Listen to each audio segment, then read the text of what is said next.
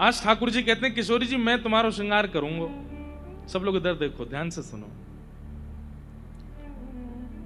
और किशोरी जी प्रतीक्षा करती हैं कि कभी श्याम सुंदर श्रृंगार करें। पूरे विश्व को बनाने वाले ब्रह्मा को जिन्होंने बनाया, विश्व कितना सुंदर है, इस विश्व को ब्रह्मा जी ने बनाया, और वो ब्रह्मा जी जिनसे प्रकट होते हैं वो श्याम सुंदर जब श्रृंगार करने के लिए बैठते हैं, मतलब और दिन का श्रृंगार किशोरी जी ठाकुर जी को रिझाने के लिए करती हैं। पर श्याम सुंदर जब किशोरी जी का श्रृंगार करते हैं तो किशोरी जी बाहर नहीं जाती हैं, एक शीश महल में बैठी रहती हैं जहां दुनिया भर के शीशा लगे हुए हैं, और जब भी किशोरी जी नजर घुमाती खुद को ही देखती रहती हैं और अपने ही रूप के श्रृंगार को देख करके इतनी प्रसन्न होती हैं। क्यों? ये बिंदी कितनी सुंदर है। क्यों सुंदर है? श्याम सुंदर ने अपने हाथ से धरी है। ये केश कितने सुंदर हैं। अरे कहां तक कहें, किशोरी जी अगले दिन जब स्नान के काजे जावे ना तो सब सखीन से कह दें ऐसे स्नान कर रही हूं कि पत्रावली मिटे नहीं। क्यों? श्याम सुंदर ने अपने हाथ से धराई है। जब तक हो तब तक ये विराजी रहे। इतना प्रिय है किशोरी जी को अपना श्रृंगार ठाकुर जी के द्वारा। अपने हाथों से केश गूंथते हैं, अपने हाथों से पत्रावली करते हैं, अपने हाथों से इस सर्वांगीण रूप का श्रृंगार करते हैं। और जब श्रृंगार करके किशोरी जी तैयार हो जाती हैं, तैयार होते ही किशोरी जी का सबसे पहला एक ही काम है, दर्पण लाओ मुझे देखना है। और ठाकुर जी उसमें फिर खूब परेशान करें, ना अभी ना दिखाऊंगा, ना एक देर ऐसे ही बैठी रहो। किशोरी जी के मुंह को देखन दो ना, मुंह को मेरो श्रृंगार कैसो किया आज आपने।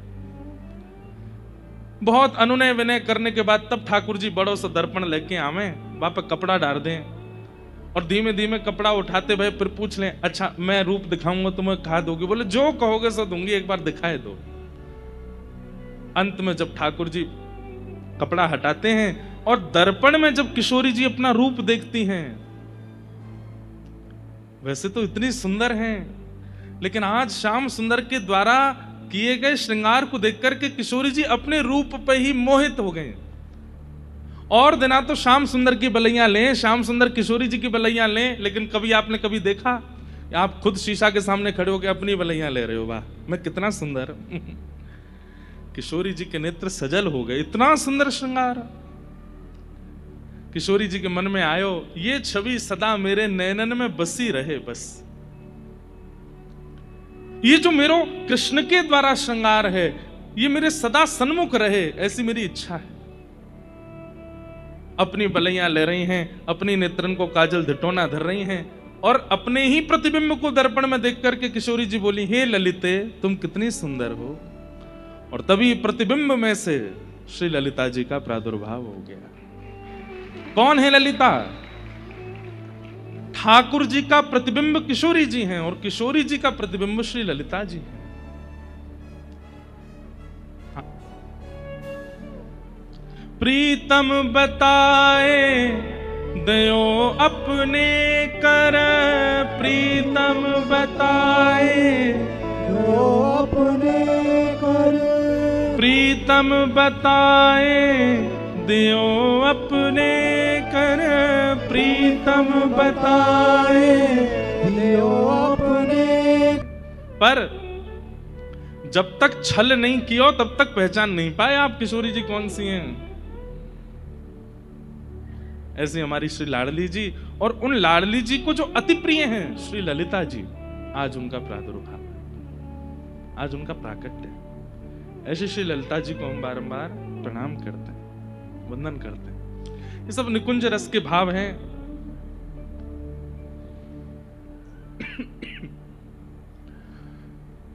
हम आप सब लोग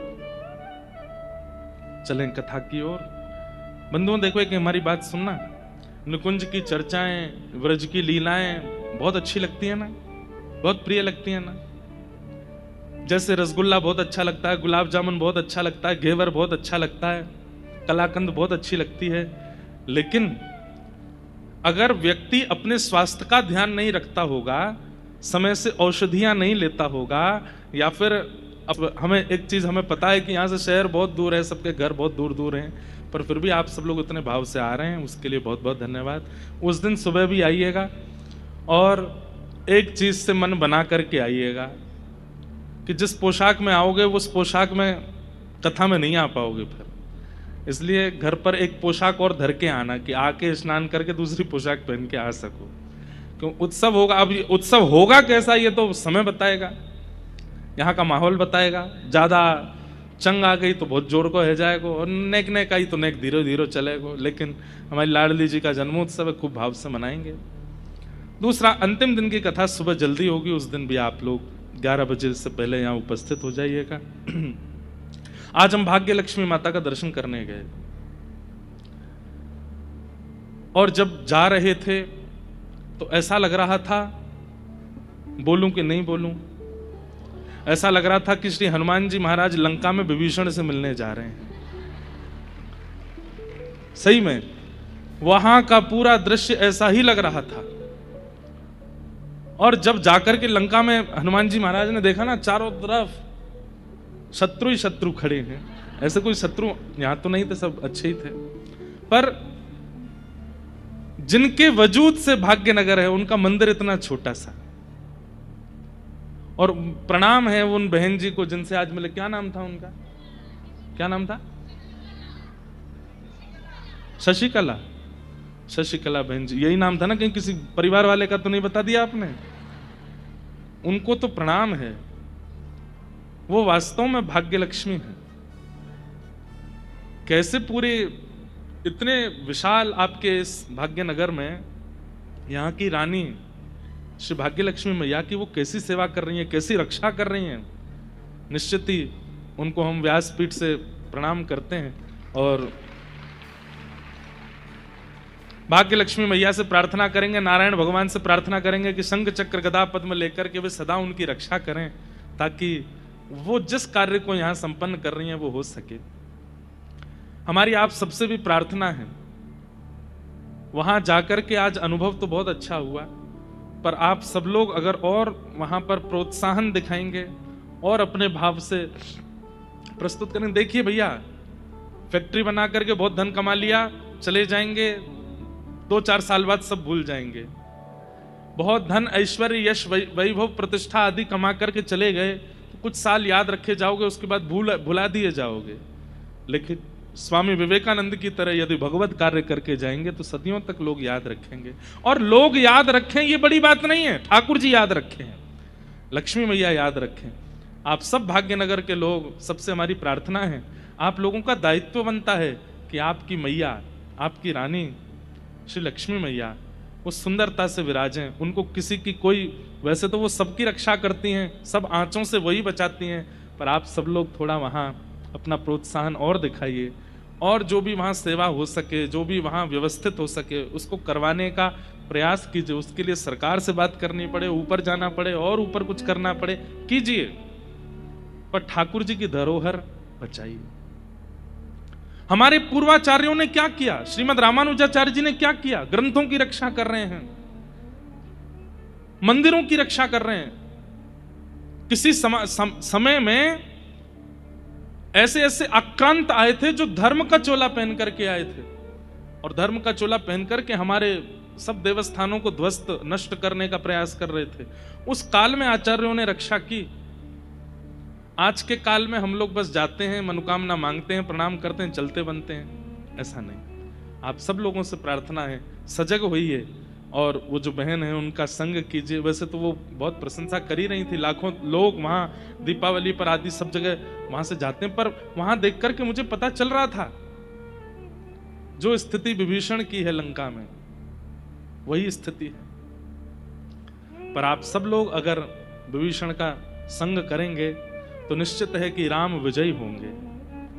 ऐसे ही श्री लक्ष्मी मैया का आप सब लोग वहां पर खूब सेवा करो, खूब प्रोत्साहन करो, ताकि भाग्य लक्ष्मी मैया और सुंदर देवस्थान में विराजमान हो, सुंदरता से वो विराजें, ऐसी भावना। तो उनका दर्शन करने का आज हमको सौभाग्य मिला।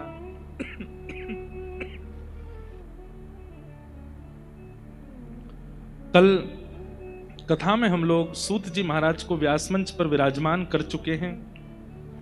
अब आगे के प्रसंग में हम लोग चलते हैं, बहुत सावधानी से सब लोग सुनिएगा।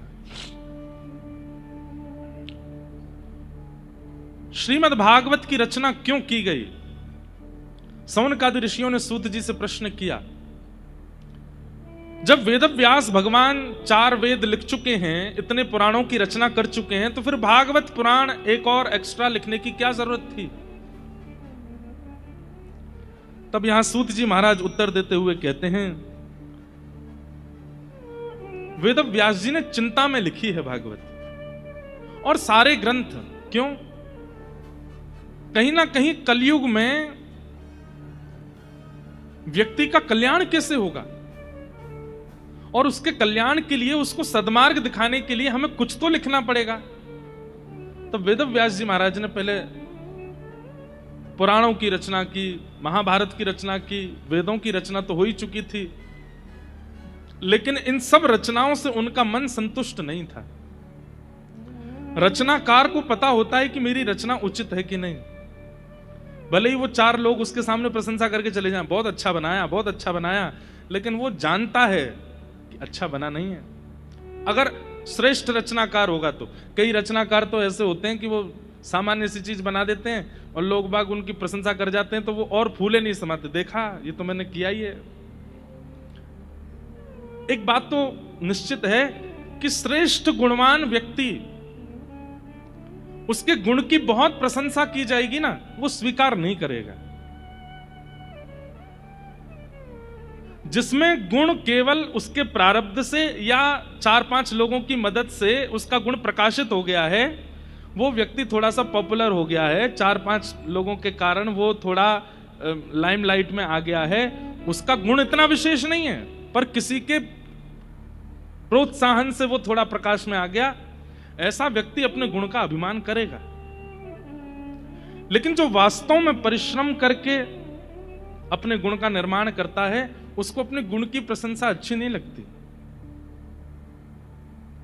सब लोग प्रशंसा करते भी हैं, लाखों की तादाद में लोग उसके आगे पीछे चलते भी हैं, वो फिर भी मैं योग्य नहीं हूं, ये लोग कर रहे हैं, ये इनकी बात है, पर मैं योग्य नहीं हूं। वो सदा ऐसा ही मानता है अपने आप को।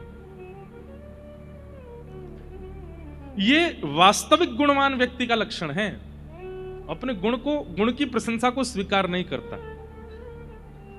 लेकिन कलयुग में तो ऐसे ऐसे लोग हैं कि कोई गुण नहीं बता रहा तो खुद ही बताने लग जाते हैं। एक बात याद रखिएगा, अत्यंत मूल्यवान वस्तुओं को छुपाया जाता है, प्रदर्शित नहीं किया जाता। हमारी माताओं से प्रार्थना कि सब बैठ जाएं और जिन्हें उठ के जाना है वो पीछे की तरफ बैठ जाएं, बीच में फिर कोई सुन रहे हैं उसके बीच में उठे नहीं, बस इतना ध्यान रखें। बहुत ध्यान से सुनिएगा। अत्यंत योग्य वस्तु को छुपाया जाता है, लेकिन कई लोग होते हैं वो अपने भजन का प्रकाश कर देते हैं। कभी किसी को अपना इष्ट भी नहीं बताना चाहिए, इतनी गुणता रखनी चाहिए। अब मीराबाई, उनके प्रभाव से कितने लोग भक्ति मार्ग में आ रहे हैं, इसलिए अब मैं बोल सकता हूं, उस काल में नहीं बोल सकता था जब मीराबाई थी। मीराबाई ने किसको भजा? मेरे तो गिरधर गोपाल दूसरों नहीं कोई, गिरधर जन्म मरण रास साथी, याने नाय बिसरूं दिन राती। गिरधर गोपाल, गिरधर गोपाल, गिरधर गोपाल, गिरधर गोपाल, उनके हर पंक्ति हर पद में अब कहां तक कहें मीरा नाम लेते हैं और ठाकुर जी अपने आप याद आते हैं। आपके सामने कहते मीरा भाई, तो आपके चित्त में अपने आप प्रकट हो जाता, छोटे से गोपाल जी को गोद में लेकर के बैठी है मीरा बाई। पर मीरा बाई के इष्ट कौन है? राम, श्री राघव। और ये किसी को नहीं पता, और ना उन्होंने इस बात का कभी प्रकाश किया। मीराबाई के इष्ट राम हैं। हम वृंदावन में रहते हैं, गिरधर लाल जी की उपासना करते हैं, राधा रमन जी का नाम गाते हैं, राधा वल्लभ जी की चरित्र सुनाते हैं, पर इन सब तक पहुंचाने वाला वो गोपनीय इष्ट है जो मेरे चित्त में बैठा है, जिसका मैं प्रकाश नहीं कर रहा हूं, और उसका प्रकाश करना ही नहीं चाहिए। अपनी भक्ति का प्रकाश मत करो, अपने इष्ट का प्रकाश मत करो, गुरु मंत्र का प्रकाश मत करो, और प्रेम का प्रकाश मत करो। आप ठाकुर जी से कितना प्रेम करते हैं किसी को पता नहीं चलना चाहिए। आप जब ठाकुर जी के सामने हो तो सबको यही लगना चाहिए कि जैसे बाकी संसारी लोग हैं वैसे ये भी है, क्योंकि प्रकाशन से चोरों को पता चल जाता है कि सामग्री कहां रखी है। अंधकार हो तो चोर को पता ही नहीं है कि यहाँ हीरा रखा है, लेकिन वहीं लाइट जल जाए तो चोर एक दृष्टि में पता कर लेगा मणि कहां है, हीरा कहां है, पैसे कहां हैं। ठीक वैसे ही कलयुग ने अपने अनेक गण छोड़ रखे हैं हमारे आसपास, और वे सारे गण चोर हैं। वो केवल इसी बात को देख रहे हैं कि ये प्रकाश करे और इसकी भक्ति का हरण हम करें। मान के द्वारा, अभिमान के द्वारा, क्रोध के द्वारा, विषय के द्वारा, माया के द्वारा कलयुग के सारे गण हमारे उस मूल्यवान रत्न का अपहरण कर लेते हैं। कल यहां पर पूज्य श्री हरिवल्लभ शर्मा जी विराजमान थे। उनके सन्मुख उनका ज्यादा प्रशंसा तो मैं नहीं कर पा रहा था, पिता तुल्य हमारे उनके पूज्य पिताजी महाराज राष्ट्रपति पुरस्कृत पद्मश्री श्री स्वामी राम स्वरूप जी महाराज, जिन्होंने, हो सकता है बड़े बुजुर्ग जो यहाँ थोड़े लोग बैठे उन्होंने रासलीला का दर्शन किया होगा, स्वामी श्री राम स्वरूप जी की रासलीला। स्वामी श्री राम स्वरूप जी के पूज्य पिताजी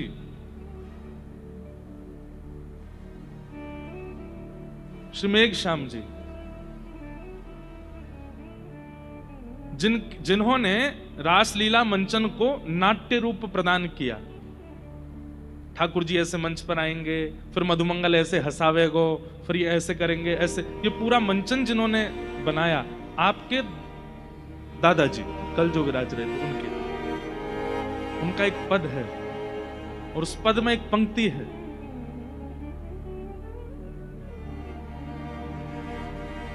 मन का रतन रख जतन से अनाड़ी, मन का रतन रख जतन से अनाड़ी। हम लोगों को अनाड़ी बोल रहे हैं, अरे अनाड़ियों, मन का रतन रख जतन से अनाड़ी, मन का रतन रख जतन से। क्यों? यहाँ आगे चोरों की बस्ती है भारी, यहाँ आगे चोरों की बस्ती है भारी। हमारे मन को चुराने वाले कितने चोर हैं संसार में, चोर ही चोर भरे पड़े हैं। किसी का मन हैदराबाद की इडली ने चुरा रखा है, किसी का मन बेंगलोर के डोसा ने चुरा रखा है, किसी का मन बंबई के बड़ा पाव ने चुरा रखा है, किसी का मन दिल्ली के छोले भटूरों ने चुरा रखा है। कितने चोर हैं। अब तो चोर कैसे, जैसे ही फ्लाइट लैंड करता है दिल्ली में छोले भटूरे दिखने लग जाते हैं। वो मन का अपहरण कर चुके हैं। ये तो वो शब्द हैं जो मैं मंच से बोल सकता हूं, ऐसे और भी कई चीजें हैं जो मन का हरण कर लेते हैं, जो आप सब जानते हैं। मन का रतन रख जतन से अनाड़ी, मन का रतन रख जतन से। क्यों? यहाँ के चोरों की बस्ती,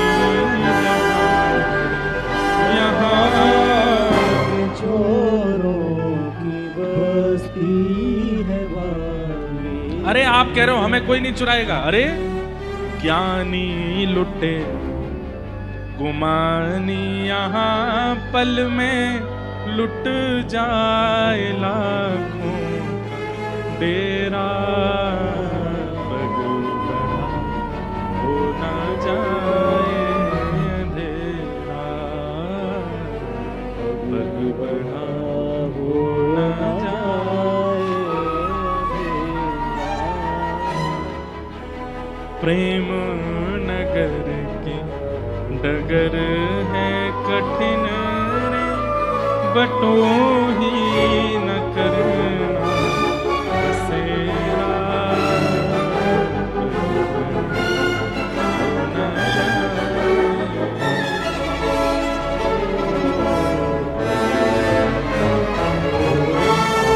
इसलिए हमारी बात ध्यान से सुनिए। इष्ट का प्रकाश आपके कौन है उनको छुपा के रखो।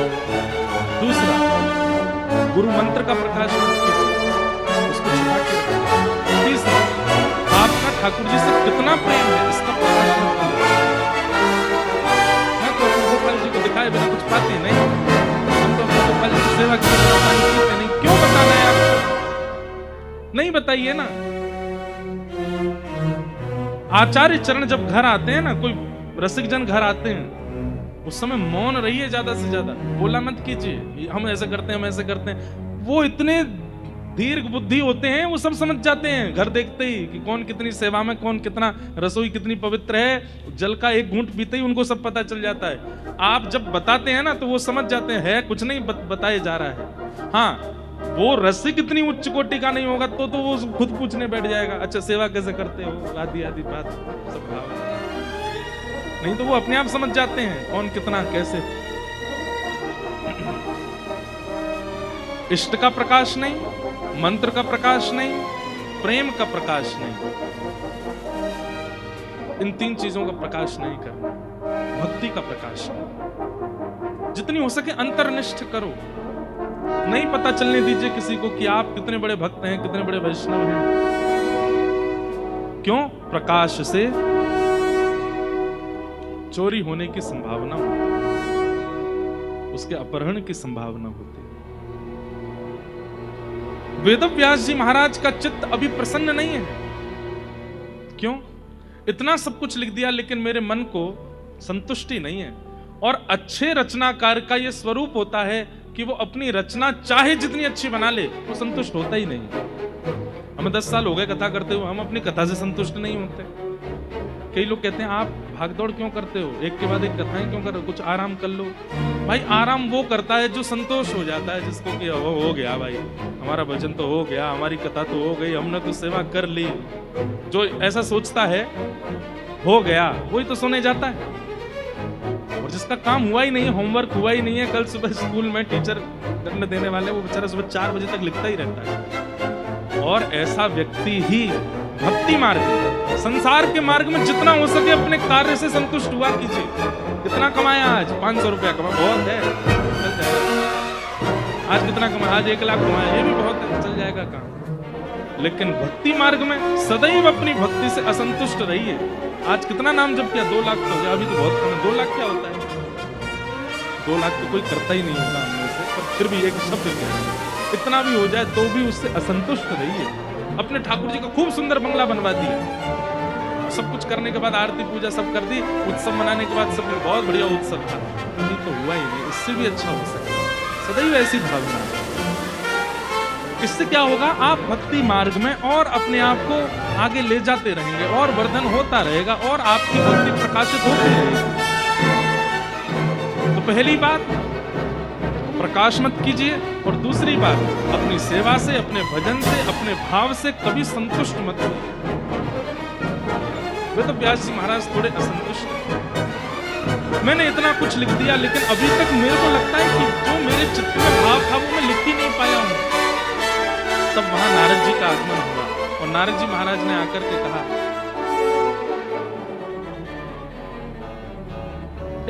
एक बात और आई मन में कह दूं। संतुष्ट व्यक्ति क्या करता है? संतुष्ट व्यक्ति जो संतुष्ट हो जाता है अपनी क्रिया से, वो क्या करता है? वो प्रचार करता है। संतुष्ट व्यक्ति फिर नाचने लगता है, संतुष्ट व्यक्ति आराम करता है, संतुष्ट व्यक्ति खूब भोगता है।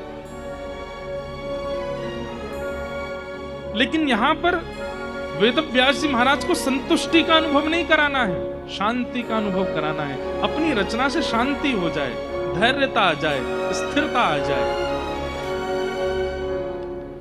भजन से, भक्ति से, नाम से, सेवा से संतुष्ट नहीं होना है, शांति का अनुभव करना है, धैर्यता का अनुभव करना है, धीर हो जाना है, अंतर्मुखी हो जाना है। और उस अनुभव के लिए वेदव्यास जी चिंतित बैठे थे। तभी वहां नारद जी का आगमन हुआ। नारद जी ने आकर के कहा, बड़े उदास लग रहे हैं, क्या बात है? वेदव्यास जी बोले, इतना कुछ लिख दिया मैंने, पर मेरे मन को पता नहीं क्यों आनंद नहीं मिल रहा है। नारद जी बोले, हम बताएं क्यों नहीं मिल रहा है? बोले, बताइए। तो भवता अनुदित प्रायम यशो भगवतो मलम ये नैवासौ न तुष्येत मन्ये तद्दर्शनम खिलम।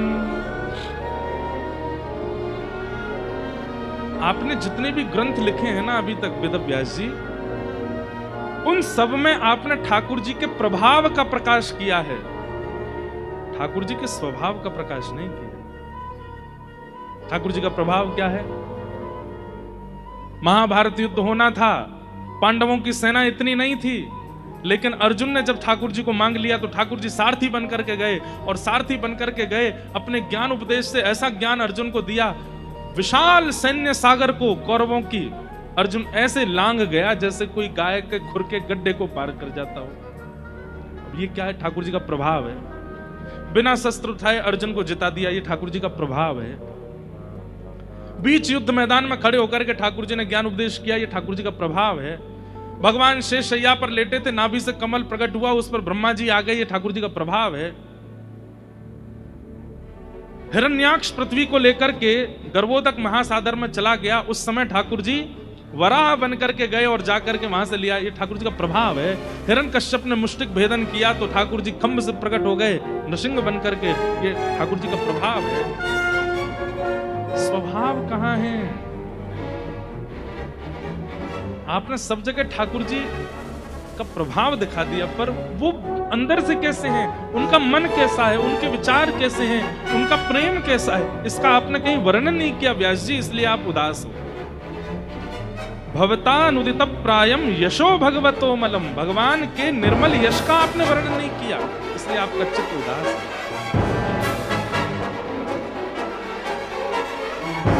और आपने जो जितने भी ग्रंथ लिखे हैं, इन सबको ज्ञानी सुनेंगे, वैरागी सुनेंगे, लेकिन प्रेमी व्यक्ति कहां जाएगा? इसलिए मेरी आपसे प्रार्थना, एक ऐसे पुराण की रचना करो जिसमें ठाकुर जी का प्रभाव कम प्रभाव हो। संज्ञग्निडिंष्टसि जलद्विजकंटकेभ्य, ठाकुर जी का स्वभाव कैसा है?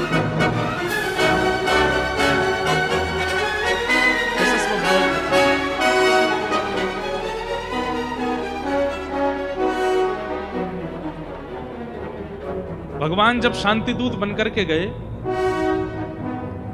तो उस समय भीष्म पितामह ने और आचार्य जनों ने, धृतराष्ट्र ने, सब लोगों ने ऐसी योजना बनाई, सावधानी से सुनिएगा सब लोग, सबने ऐसी योजना बनाई कि भाई इतना सुंदर सत्कार करेंगे, इतना सुंदर आदर करेंगे और ऐसा भोजन पवाएंगे कि श्री कृष्ण को हम लोगों को चुनना ही पड़ेगा। कृष्ण कहेंगे मैं तो कौरवों के पास रहूंगा। भगवान शांति दूत बन करके गए। महाराज पृथ्वी किसे कहते हैं? दिख ही नहीं रही है, पुष्पों से पूरी पृथ्वी को चिन्ह दिया, और पुष्पों से ही नहीं, कमल के भीतर जो पराग होता है, वो पराग स्पर्श करने पर हाथों में रंग छोड़ देता है, उन परागों की पराली बिछाई है ठाकुर जी के स्वागत में। कैसे कैसे हाथी, कैसे कैसे घोड़े, कैसे कैसे सहनाइयां, कैसे कैसे वाद्य, कैसे कैसे नृत्य करने वाले, सब ठाकुर जी के स्वागत में प्रकट कर दिए दुर्योधन ने। ठाकुर जी देख करके बड़े प्रसन्न, आहा, हाथी नृत्य कर रहे हैं, घोड़े नृत्य कर रहे हैं, ऊंट नृत्य कर रहे हैं, जगह जगह के लोक संगीत गाने वाले लोग आकर के संगीत गा गा करके ठाकुर जी का स्वागत कर रहे हैं।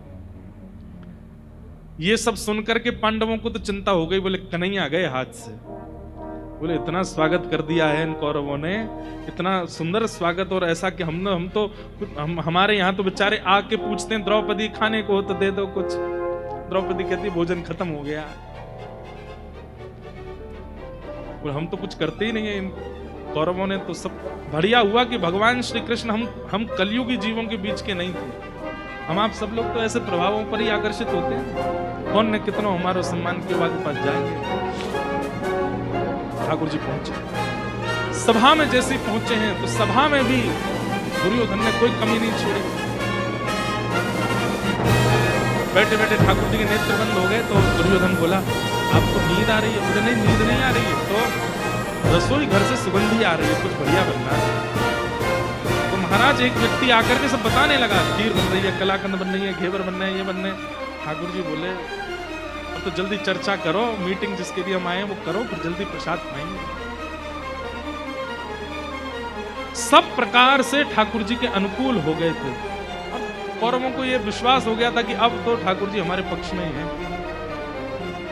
भगवान ने दुर्योधन से कहा देखो युद्ध सार नहीं है, युद्ध नहीं करना चाहिए, कितनी माताएं विधवा हो जाएंगी, कितने बच्चे अनाथ हो जाएंगे।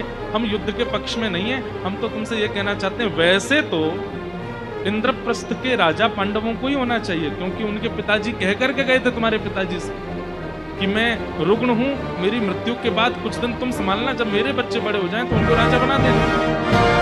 तो वैसे मूल बात तो यह है कि पांडवों को राजा होना चाहिए, लेकिन चलो तुम बैठ गए हो राजा पर, इतना तो करो कि संपूर्ण भारत में से 5 गांव दे दो,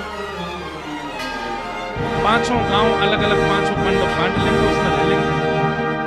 दुर्योधन बोला ये तो आपने ऐसी बात कर दी कि शरीर में 5 फोड़े तो उठे रहने दो, हाथ तो जीवित है, पैर तो स्वस्थ हैं, आंखें तो स्वस्थ हैं, कान तो स्वस्थ हैं, लेकिन 5 फोड़े अगर मैं रहने दूंगा तो एक दिन वो फोड़े तो विशाल हो जाएंगे, तो मेरे पूरे शरीर को 5 गांव नहीं दूंगा। सुचक्र दास्यामि गुना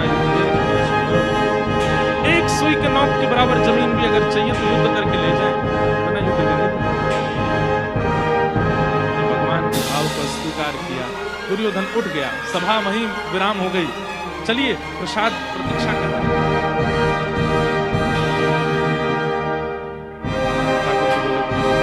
मुझे तो अभी अभी याद आया, क्या मैं पहले ही किसी को आश्वासन दे चुका हूं कि मैं उसके घर पर था।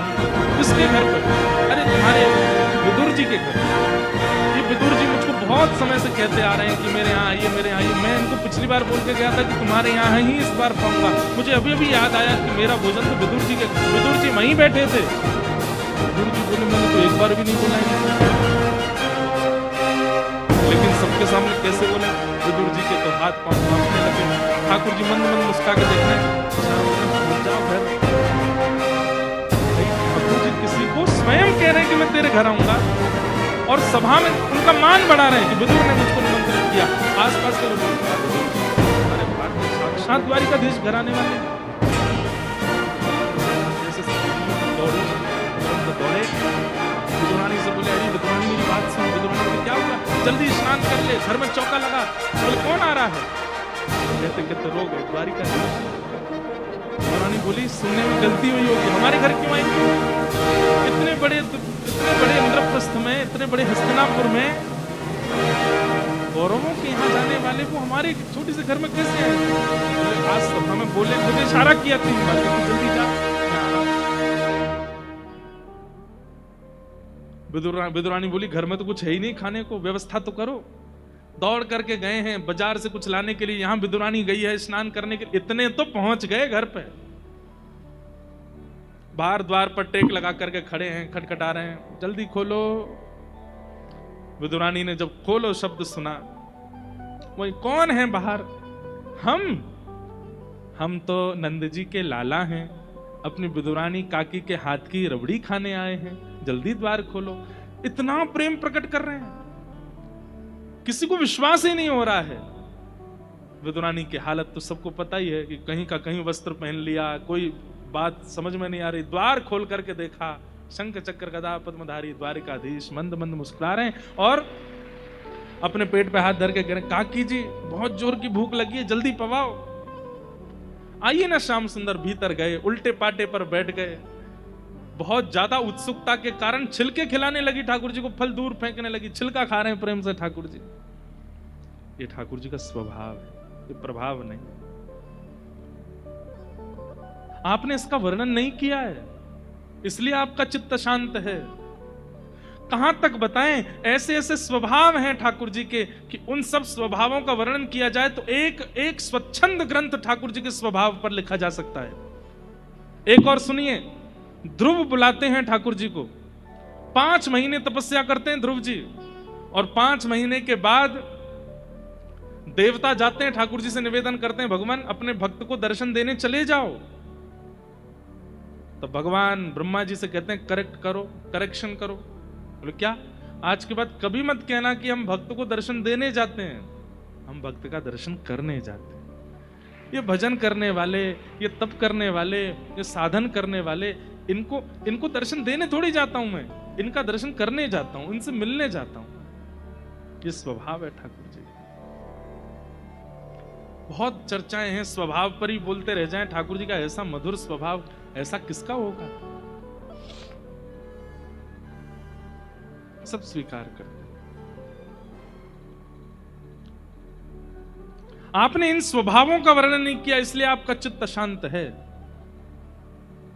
भगवान के प्रभाव का नहीं, अब स्वभाव का वर्णन करो, और उसके बाद जब आप ग्रंथ की रचना करेंगे आपका मन अत्यंत प्रसन्न हो जाएगा।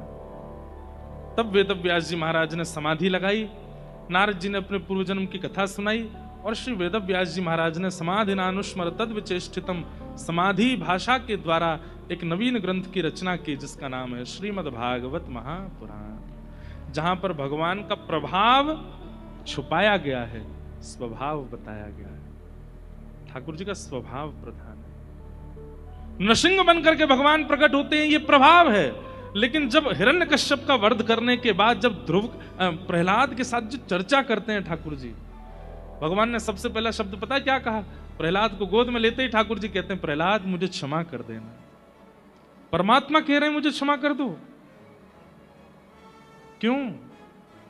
मैं भक्तों का दास हूं, मैं भगतन को दास, भगत मेरे मुकुट मणि। इन सब स्वभावों का आप वर्णन कीजिए, तभी भागवत की रचना हुई। भागवत की रचना के बाद अब भागवत जी को घर घर जन जन तक कैसे पहुंचाया जाए, तब श्री वेदव्यास जी महाराज ने अपने पुत्र श्री शुकाचार्य जी का चयन किया। सुखदेव जी ने यही भागवत की कथा परीक्षित जी को सुनाई।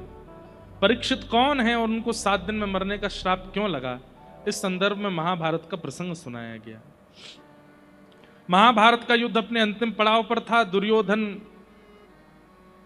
गिर पड़े हैं रणभूमि में। यहां पर अश्वत्थामा ने पांडवों से बदला लेने के लिए रात्रि में मारने का प्रयास किया, लेकिन 5 पांडवों की जगह द्रौपदी के 5 पुत्र मार दिए। अर्जुन ने अश्वत्थामा को बंदी बनाया, ठाकुर जी ने उसको मुक्त करने की आज्ञा की। अश्वत्थामा की आधी दाढ़ी मूंछ शिखा छेदन करके उनको बाहर कर दिया गया, अपमान कर दिया। अश्वत्थामा ने मन बनाया कि मेरा इतना बड़ा अपमान किया, मैं इन पांडवों को चैन से बैठने नहीं दूंगा। और गर्भस्थ महिला पांडवों के वंश में है, अभिमन्यु की पत्नी उत्तरा, उनके गर्भ के बालक को मारने के लिए ब्रह्मास्त्र छोड़ दिया। उत्तरा ने जाकर के भगवान से प्रार्थना की, तो भगवान ने गर्भ में जाकर के उस बालक की रक्षा की। वही बालक परीक्षित हुए।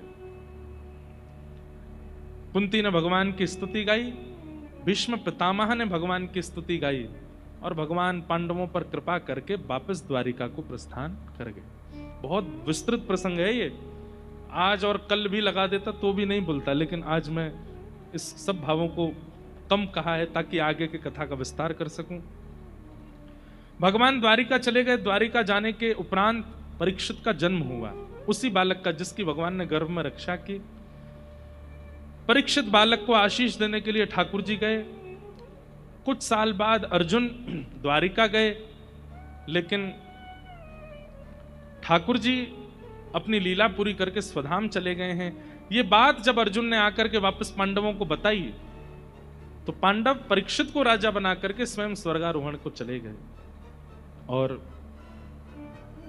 छोटे से परीक्षित राजा हैं। ब्राह्मणों के आश्वासन में धीरे धीरे बड़े हुए, जन्मेजय आदि पुत्र हुए, ब्याह हो गया इनका। एक दिन इनको कलयुग मिला था। कलयुग को इन्होंने मारने का प्रयास किया, तो कलयुग ने चरण पकड़ लिए। तब इन्होंने कलयुग को 5 स्थान प्रदान किए। द्यूतम पानम स्त्रियः सूना यत्रा धर्म चतुर्विध पुनश्चयाचमानाय जात रूप मदात प्रभु।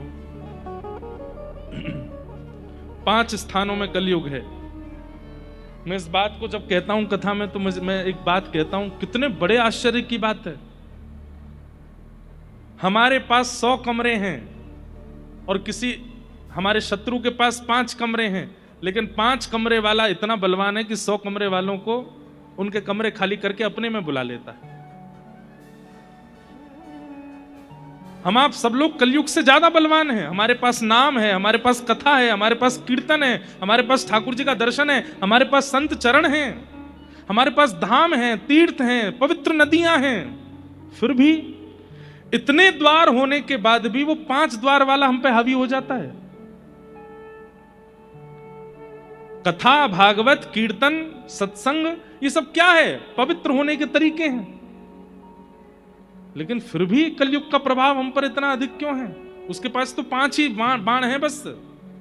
कौन कौन से? द्योतम। सबसे पहला कलयुग का स्थान क्या है? जुआ। उसमें कलयुग निवास करता है। जुआ के नाम पर लोग सोचते हैं केवल खेल में खेले जाने वाला जुआ होता है। नहीं, आप धन को जहां कहीं भी दांव पर लगाते हैं वो सब जुआ है। आज बारिश होगी कि नहीं, लगाओ 100 रुपए की शर्त, जुआ है, नहीं कर सकते आप धन को दांव पर लगा ही नहीं सकते, मजाक में भी नहीं लगा सकते, और अगर लगाते हैं तो उसमें कलयुग का निवास है। क्यों है? सुनो, आपके लिए वो धन होगा, रुपया होगा, डॉलर होगा, पर मूल में वो कौन है? भाग्य लक्ष्मी, लक्ष्मी। और आप 1 मिनट के लिए विचार कर लीजिए कि ये धन नहीं है, ये लक्ष्मी है, और आप लक्ष्मी को दांव पर लगा रहे हैं। दांव पर लगाने का मतलब समझते हैं? मतलब उस व्यक्ति का कोई मूल्य नहीं है। परिस्थिति के अनुसार या तो उसको वो ले जाएंगे या इसको हम ले जाएंगे, और दांव पर कोई भी नहीं लगना चाहता। वो तो महालक्ष्मी है। कहते हैं कि पंचदेव यदि नाराज हो जाएं तो व्यक्ति के कितने भी शुभ नक्षत्र क्यों ना हो, उसका कल्याण नहीं हो सकता। पंचदेवों के अधिष्ठाता नारायण नाराज हो जाएं तो फिर किधर मुंह दिखाओगे आप? आप लक्ष्मी को दांव पर लगाते हैं तो नारायण प्रसन्न रहेंगे आपसे। भगवान का चक्र सदैव तत्पर रहता है। देखिए, कलयुग में चक्र आकर के गला सर से अलग नहीं करेगा। कलयुग में गदा आकर के हमारा सिर भेदन नहीं करेगी। कलयुग में ठाकुर जी जीवित अवस्था में ही परिस्थितियों को शंख चक्र के भांति भेज देते हैं, और परिस्थितियां इतनी भयावह होती हैं, व्यक्ति मरता भी नहीं है और सहन कर भी नहीं पाता है। इसलिए हमारी आपसे प्रार्थना है, इन 5 बातों को सुनने के बाद इन 5 का आचरण मत कीजिएगा। कभी भी दांव पर धन मत लगाइए। किसी से ज्यादा ही शर्त लगाने का शौक है तो रसगुल्ला की लगा लो, गुलाब जामुन की लगा लो, खीर की लगा लो। अब भाई देख, आज अगर बारिश हो गई तो क्या दोगे? बोले क्या करे बता, कल पराठे बना के खिलाने पड़ेंगे मुझे, ये चलेगा? कितना सुंदर है। पर धन जुआ है। द्योतम, पानम। अपनी जिह्वा पर किसी भी असद वस्तु को धारण करना, जिसमें तामसिक वस्तु मिली हुई है, उसको अपनी जिह्वा पर धारण करना, उसमें कलयुग का निवास है। कभी भी धारण मत करो। खूब अच्छा खाइए, खूब अच्छा पीजिए, पर कभी भी ये नशा करना, गलत क्रिया करना, ये सब मत कीजिए, उसमें कलयुग का निवास है। आप गौरव से कह सकते हैं 80 साल की उम्र में आकर के कि एक बूंद भी हमारी जिह्वा पर गलत नहीं गया है। अरे हमारा भजन बन नहीं बना होगा, हमारा जीवन में हमने धर्म धाम तीर्थ इतने नहीं घूमे होंगे, लेकिन हमने अपना भोजन शुद्ध रखा है। उसी के बल पर आपको ठाकुर जी स्वीकार कर लेंगे कि इसने अपने देह का असद प्रयोग नहीं किया, और अभी तक करते आए हैं, तो आज के बाद छोड़ दीजिएगा। एक बात बता दें हम आपको, जब तक पता नहीं होता और आप गलती करते हैं तो उसका पाप लगता है, लेकिन पता होने के बाद जब आप गलती करते हैं, पता है कि ये मना किया गया, फिर भी कर रहे हो, तो मल्टीप्लाई बाय 1 करोड़ हो जाता है। पहले 100 डंडा पड़ने वाले थे, अब 1 करोड़ पड़ेंगे। क्यों? यमराज कहेंगे अच्छा बेटे, महाराज जी आए थे, बता के गए थे तुमको। उससे पहले तो चलो तुमको नादान माना था हमने, अब तो तुम जान गए थे, फिर भी कर रहे थे। अच्छा, एक बात और कहते हैं, यमलोक में क्या होगा ये बाद की बात है।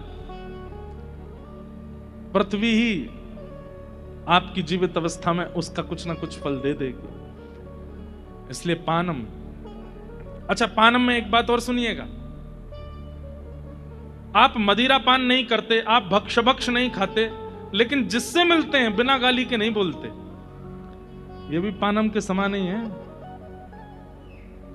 कई लोगों की जीभ पे गाली के बिना शब्द ही नहीं आता है। बिना गाली के नहीं रहते, वो गाली ही देते रहते हैं। जब देखो हंसी मजाक भी करते हैं तो भी गाली निकल आती है उनके मुख से। नहीं बोलना। जिस जिह्वा पर राम विराजमान होते हैं, जिस जिह्वा पर कृष्ण विराजमान होते हैं, जिस जिह्वा पर पवित्र श्री किशोरी जी का नाम विराजमान होता है, आप उस जिह्वा से अपवित्र गाली का संभाषण कैसे कर सकते हैं? और अगर करते हैं तो एक पक्षीय रहिए। ये दोनों नाव में पैर मत रखिए कि हम गाली भी देंगे नाम भी जपेंगे। नाम जापक अगर बने हो तो अशुद्ध शब्दों का उच्चारण नहीं कीजिए, और आप अशुद्ध शब्दों के बिना नहीं रह सकते तो हम कह रहे हैं आपको नाम छोड़ दीजिए, पर नाम का उच्चारण मत कीजिए। ये तो वही बात हो गई कि आप मंदिर में बैठ करके मदिरा पी रहे हो। और एक बात और कह दें आपसे, ये एक तरफा व्यक्ति का कल्याण हो जाता है। आप अगर नाम के आश्रय में हैं और नाम ही नाम जपते रहते हैं, संसारी किसी विषय भोग को अपनी जिह्वा पर नहीं लेते, तो आपका कल्याण निश्चित है। दूसरे, आप विषय भोग में हैं, नाम छूते भी नहीं है, तो भी ठाकुर जी की कृपा होगी तो कई बार विषयों के ऊपर भी कृपा हो जाती है। जिन्होंने कभी नाम नहीं गाया, सदैव असत आचरण किया, ऐसा नहीं है कि कहीं यही ज्ञान लेकर के चले जाओ। महाराज जी कह रहे थे कि असत व्यक्तियों पर भी कभी कभी कृपा हो जाती है, नाम तो बहुत मुश्किल से जपा जाता है। लेकिन जो बीच के रहते हैं ना, नाम भी जप रहे हैं और सबरे काम भी कर रहे हैं, इनका कल्याण नहीं होता। बाहर से अपने आप को अच्छा भी दिखा रहे हैं और भीतर से सारे विषय भोगों में संलिप्त भी हैं।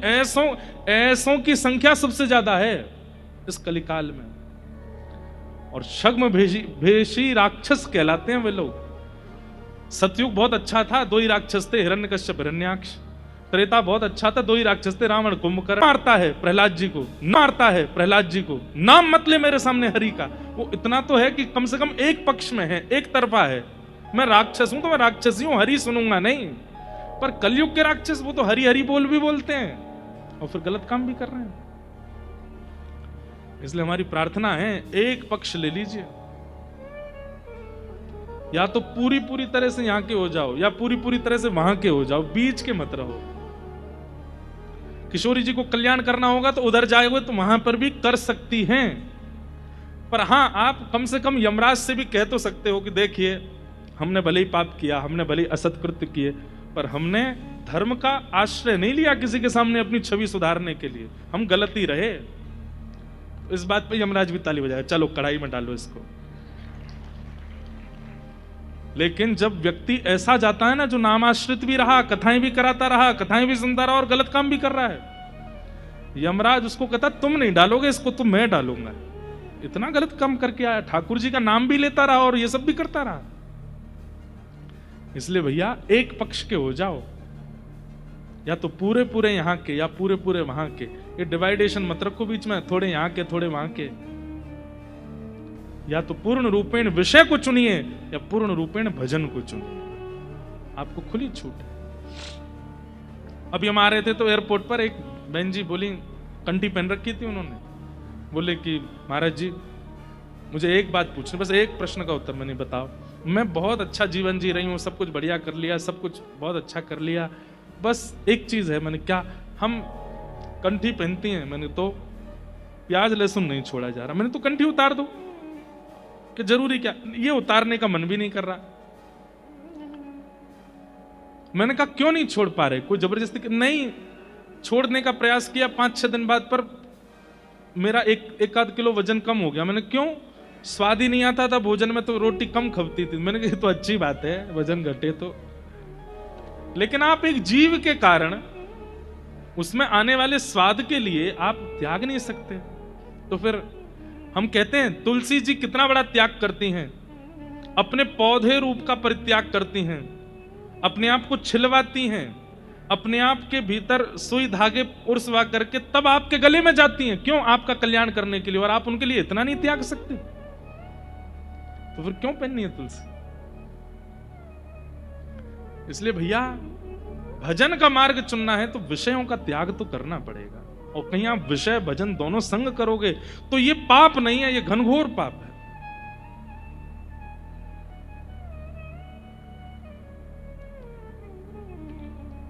द्यूतम पानम तीसरा आता है कलयुग का निवास स्त्रीय, पर स्त्री के प्रति कुदृष्टि या पर पुरुष के प्रति कुदृष्टि। दृष्टि तो दृष्टि होती है, पर वो कुदृष्टि कब हो जाती है?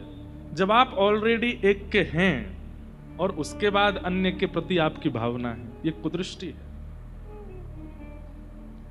और इस कुदृष्टि को पाप माना गया है। इसलिए एकादशी व्रत, प्रदोष के व्रत, करवा चौथ के व्रत, मंगलवार के व्रत, सोमवार के व्रत, बृहस्पतिवार के व्रत और भी जो व्रत होते हैं, ये सब व्रत एक तरफ, और एक तरफ है पत्नी व्रत और पतिव्रत। हम एकादशी नहीं करते, हम एकादशी नहीं कर पाते, हम सोमवार का व्रत नहीं कर पाते। अपनी नहीं कह रहा हूं मैं, किसी की बता रहा हूं। हम बृहस्पतिवार का व्रत नहीं कर पाते, हमसे व्रत नहीं होता, पर हम अपने पति के अलावा किसी के प्रति कोई भाव नहीं रखते, एक पतिव्रत हैं।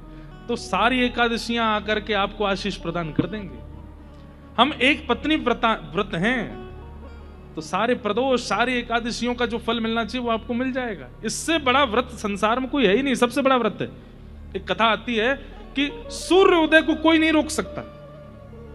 कोई कितना भी बड़ा धनवान हो जाए, कोई कितना भी बड़ा, हमारी साइंस कितनी भी आगे चली जाए, ज्यादा से ज्यादा आर्टिफिशियल बादल बना देंगे, लेकिन सूर्य के प्रकाश को नहीं रोक सकते। पर उस सूर्य को भी उदय होने से रोकने की संभावना यदि किसी में है तो वो एक पतिव्रता नारी में है। एक पतिव्रता नारी ने किसी महापुरुष को प्रणाम किया, तो महापुरुष ने पूछा, मैं भविष्य कथन करता हूं, कुछ पूछ लो। उन्होंने पूछा, मेरे पति दीर्घ आयु हूं, बस ये आशीर्वाद दे दो। तो महापुरुष बोले, कल सूर्य उदय होते ही तुम्हारे पति की मृत्यु है, वो दीर्घायु कैसे होंगे? कल तो उनके जीवन का अंत है। जिस जन्म नक्षत्र में उनका जन्म हुआ और जिस प्रकार उनका पूरा जीवन है, उसके अनुसार तो कल सुबह सूर्य की पहली किरण पृथ्वी पर पड़ेगी और उनके प्राण चले जाएंगे। रोने लगी, बोले ऐसा मत कहिए, मैं पतिव्रता नारी हूं, अपने पति के बिना रह नहीं पाऊंगी। आचार्य चरण बोले, अब तो कुछ नहीं हो सकता, अब तो चंद घंटे शेष रह गए, सूर्य उदय होगा और तुम्हारे पति चले जाएंगे। तुरंत जाकर के एक पर्वत पर वो कन्या बैठ गई और बैठ करके उसने कहा, यदि मैंने अपने पति के प्रति पूर्ण निष्ठा रखी हो, पूर्ण भावना रखी हो, तो कल सूर्योदय होंगे नहीं। क्या बताएं महाराज, 7 दिन तक अंधेरा ही रहा पृथ्वी पर। पृथ्वी ने घूमना बंद कर दिया, वहीं स्थिर हो गई। 7 दिन में हाहाकार मच गया, वनस्पतियों में विष आने लगा, लोगों की मतियां भ्रमित होने लगी। सूर्य उदय न होने के कारण जलाशय में भूचाल आने लगा, समुद्र में उफान भरने लगे, प्रलयकालीन समुद्र प्रकट हो गया। सूर्य उदय नहीं होगा तो बहुत कुछ बिगड़ जाएगा संसार में। अंत तो गत्वा ब्रह्मा जी घबराए, इंद्र घबराए, शिव घबराए, सब घबरा करके ढूंढने लगे हो क्या रहा है। तब कहा कि एक पतिव्रता नारी संकल्प करके बैठी है, मैं अपने पति के प्राण जाने नहीं दूंगी। और उनको किसी ने कह दिया है कि सूर्य उदय होते ही प्राण जाएंगे, तो सूर्य उदय होने नहीं दे रहे। तब समस्त देवी देवता उनके सामने प्रकट हो गए। प्रकट होकर के कहा कि अरे देवी, ऐसा संकल्प मत कीजिए, इस तरफ को छोड़िए। उन्होंने वचन मांगा, बोले पहले वचन दीजिए कि सूर्य उदय होते ही पति नहीं जाएंगे तो मैं उठूंगी। तब सब देवताओं ने विधि के विधान को बदल दिया, उनके जन्म नक्षत्र के अनुसार जो होना था उसको टाल दिया और कहा कि तुम्हारे पति के प्राण नहीं जाएंगे, तुम उठो। जैसे ही वो तब से उठी, सूर्य उदय हुआ, पति जीवित थे। पतिव्रता नारी। और आप ये मत सोचना केवल माताओं को ही समझा रहे हो, पति इनको भी समझा जाओ। हाँ, ऐसी निष्ठा पति में भी हो अपनी पत्नी के प्रति, होनी ही चाहिए। इससे बड़ा कोई व्रत नहीं है। जिनके ब्याह हो चुके हैं अच्छी बात है, वो अब कर लो, और जिनके नहीं हुए हैं तो जिससे हो उसको सर्वस्व मान लीजिएगा। कई बार ऐसा होता है कि ऐसे प्रश्न आते हैं, विशेष रूप से माताओं के ही आते हैं कि पति ऐसे हैं, मारते हैं, आदि आदि करते हैं, गलत गलत काम करते हैं, ऐसे में क्या करें। देखिए, पति शब्द का अर्थ होता है रक्षक। अगर वो भक्षक बन गए हैं तो वो पति हैं भी तो नहीं। सारे दुराचरण कर रहे हैं, गलत काम कर रहे हैं, तो कुछ समय आपको प्रयास करना चाहिए कि वो समझें। ऐसी पत्नियां भी अगर कुछ गलत कार्य में हैं तो भी पतियों को समझाना चाहिए। उसके बाद भी अगर वो व्यवस्थित ना हो रहे हों, तो पति और पत्नी शब्द का अर्थ ही जब चरितार्थ नहीं हो रहा उनके स्वरूप से, तो फिर वहां त्याग ही उपाय है। भागवत जी में तो एक जगह कह दिया है, भजन में बाधा बनता हो, कथा में बाधा बनता हो, ठाकुर जी की सेवा में बाधा, प्रेम में बाधा बनता हो, इन प्रकार के भावों में जो बाधक बनता है, ऐसी पत्नी हो, पति हो, बच्चे हो, माता हो, पिता हो, उनका त्याग करना चाहिए। द्यूतम पादम स्त्रिय सूना। चौथा क्या है? हिंसा, लड़ाई झगड़े कलेश में जिनकी बहुत रुचि होती है। अरे पल्ली गली में लड़ाई हो गई, जल्दी बता हुआ क्या? अरे दो लोग लड़ रहे थे, कैसे लड़े? पहले मुक्का किसने मारा था वो बता। उसने, अच्छा फिर उसने क्या किया? बोले उसने भी दिया घुमा के। अच्छा नीचे कौन गिरा था पहले? बोले पहले वो गिरा। उसके खून निकले कि नहीं निकले? अरे मजे आ गए। ऐसी रुचि जिनकी होती है, इन पर भी कलयुग का प्रभाव है। उनको ये चीजें सुनना बहुत अच्छा लगता है। ब्याह में गए थे, अच्छा कैसा ब्याह था? ऐसा था। अच्छा हमारे वाले से बढ़िया नहीं होगा? नहीं नहीं ये चीज तो अच्छी थी। अच्छा कुछ बिगड़ा नहीं वहां पे? बोला गुलाब जामुन में स्वाद नहीं। बस एक चीज तो कुछ ऐसी बता जो अच्छा नहीं था वहां पे। सुन के मन को शांति हुई। इस प्रकार जो किसी के अनुचित भावों को सुनने में बड़े खुश होते हैं। ब्याह शादी तो दूर, कथाओं में भी होने लगा अब ये। प्रतिस्पर्धा में लोग कथा कराते हैं। उसने कथा, उससे बढ़िया करा के दिखाऊंगा मैं। कई लोग आते हैं हमारे पास, महाराज जी हमारी कथा कर दो। क्यों कर दें, अभी तो समय नहीं हम पे। महाराज जी आप मेरी लाज बचा लो। मैंने कहा कहां जा रही बेटा लाज? एक मेरा मित्र है, उसने कथा करा ली है और उसने मुझको चैलेंज किया है कि तू करा के दिखा। मेरी उसकी बड़ी शत्रुता है इंडिया पाकिस्तान जैसी, अब मैं आपकी कथा कराऊंगा, आप मेरे यहां कथा। मैंने भाई वाह, प्रतिस्पर्धा में तुम कथा करा रहे हो? मैंने कि इससे बढ़िया तो तुम इसलिए कथा कराते कि वो मेरा मित्र हो जाए, वो मेरा प्रेमी हो जाए, उसके चित्त में मेरे प्रति प्रेम हो जाए। तुम और प्रतिस्पर्धा बढ़ाने के लिए कथा करा रहे हो। ये प्रतिस्पर्धा की भावना, हिंसा की भावना, कलेश कैसे हो, उसमें जिनकी रुचि होती है, कलयुग का प्रभाव। पूरी कथा सुन ली 7 दिन की, लेकिन 7वें दिन भी मुंह बना ही हुआ है। क्यों? आगे नहीं बैठने दिया हमको, पीछे ही बैठे थे हम। वाह, तो इतने दिन की कथा में भी इतना तुम में अंतर नहीं आया, इतना फर्क नहीं पड़ा। इस प्रकार की जो भावनाएं होती है ना, बहुत मान हो जाना, बहुत जल्दी बुरा मान जाना, बहुत छोटी छोटी बातों पर दुखी हो जाना, ये नहीं किया, ये नहीं किया, ऐसे विचार करना, बहुत जल्दी कलेश की भावना में आ जाना, जरा भी विचार ना करना कि इस क्रोध को करने से कितना कुछ उजड़ जाएगा, बस तुरंत कर देना, ये सब कलयुग का प्रभाव है। और ये सब आता है सूना। द्यूतम पानम स्त्रिय सूना। और 5वां है अनीति से कमाया गया धन, बिना परिश्रम के कमाया गया धन। क्षमा कीजिएगा बंधुओं, अभी तक आपने 4 सुने। द्यूतम, ये तो हम करते ही नहीं है। पानम, अरे इससे भी हम तो दूर दूर हैं, हम तो परम वैष्णव हैं। स्त्रीय, पर स्त्री संग का भी कोई हमारे मन में कोई भाव तो है नहीं। सूना, कलेश भी हम नहीं करते। पर यहां बैठे हुए हम लोग इस 5वें स्थान में हैं। अनीति से कमाया गया धन कहीं ना कहीं से हमारे घर पर आया हुआ है, इसीलिए कलयुग का प्रभाव है। बिना परिश्रम के कमाया गया, या छल से कमाया गया, या झूठ बोल करके कमाया गया, या किसी और के अधिकार को मार करके कमाया गया, कहीं ना कहीं ये इस प्रकार से धन हम सब ने कमाया है, इसलिए कलयुग कहीं ना कहीं अपना प्रभाव दिखाता है। आप कहोगे महाराज जी इससे बचें कैसे? सबसे बढ़िया तरीका है, प्रत्येक महीने की 31 तारीख को जैसे सीए को ढूंढते हैं, भाई हमारा वो कर दो, हमारी सब चीज कर दो, ऐसे ही हर महीने गिनती कीजिए या बनाइए कितना हुआ, इस महीने हमारा कमाई कितनी है। ये करना चाहिए हर परिवार में। अगर वे चाहते हैं कि कलयुग से बचें तो 31 तारीख को सारे धन की 1 तारीख से लेकर के 31 तारीख तक पूरा ब्यौरा करो, कितने पैसे कमाए इस महीने, और उसका दशांश निकालिए, इसका दशांश कितना होगा, इतना इसका दशांश होता है, उसको तुरंत दान कर दो, उसको तुरंत किसी को दे दो, कहीं लगा दीजिए, उसको गौशाला में लगा दो, संत सेवा में लगा दो, अनाथालय में लगा दो, किसी के ब्याह में लगा दो, कहीं कुछ कर, उसको तुरंत 1 तारीख आने नहीं पाए 31 तारीख को उसको निकाल दो, तो ही पवित्र हो सकता है। या फिर ये तो हो गया बहुत ही ज्यादा व्यवस्थित वाला, और एक होता है कि दशांश की चिंता नहीं है, हर दिन कुछ ना कुछ जा ही रहा है, कहीं गौशाला में, कहीं किसी की सेवा में, किसी भाव में, किसी, लेकिन दान करने के बाद भी कई लोगों की बुद्धि नहीं सुधरती। क्यों? प्रचार कर देते हैं, उसका भी प्रचार कर देते हैं। नहीं होना चाहिए। वो दान दान नहीं है जो आपको विनम्र ना बनाता हो, वो कथा कथा नहीं है जो आपको दीन ना बनाती हो, वो भजन, वो हरि दर्शन नहीं है जिससे आप अपने स्वभाव में शीतल ना होते हो, सहज ना होते हो। एक बात याद रखिएगा, आप कितने बड़े दानी हैं, आप कितने बड़े नाम जापक हैं, कितने बड़े भक्त हैं, कितने बड़े कथा के श्रोता हैं, कितने बड़े वक्ता हैं, यह आपकी विनम्रता दर्शाती है। और आप विनम्र नहीं हो तो इस एक प्रकार से स्पष्ट है आडंबर उसमें लगे हो, इसलिए विनम्र बनिए।